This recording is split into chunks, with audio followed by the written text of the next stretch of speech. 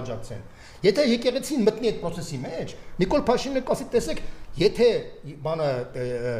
դուք ինձ մեղադրում եք, որ ես մտնում եմ եկեղեցու դաշտի մեջ, եկեղեցին իմ դաշտի մեջ է մտնում։ Այսինքն որպեսզի մենք հիմք չտանք իրան եկեղեցու դաշտի։ Այսինքն եկեղեցին այնուամենայնիվ իրեն շատ ճիշտ պահեց։ Իհարկե ճիշտ է, այսինքն քաղաքական դաշտի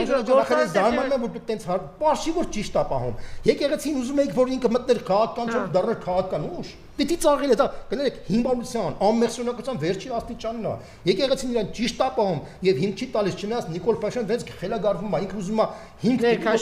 ներքաշի չի ստացվում իր համար։ Ինքը չի, դրա համար, բայց որպեսի իրան կանխել, ոչ թե եկեղեցին պետք է կանխի, մեր հասարակությունը քաղաքական հասուն դաշտը պետք է կարողանա կանխել process-ը։ Ինքը պետք է պատնեշ դառնա եկեղեցու համար, որպեսզի ցույց տա, որ այս մարդու հակասահմանադրական խնդիրները հիմք են իրան հեռացնելու process-ը։ Հիմա այն պահը, երբ որ գնացին Բագրատ Սրբազանի ուղղությամբ գնացին հատկապես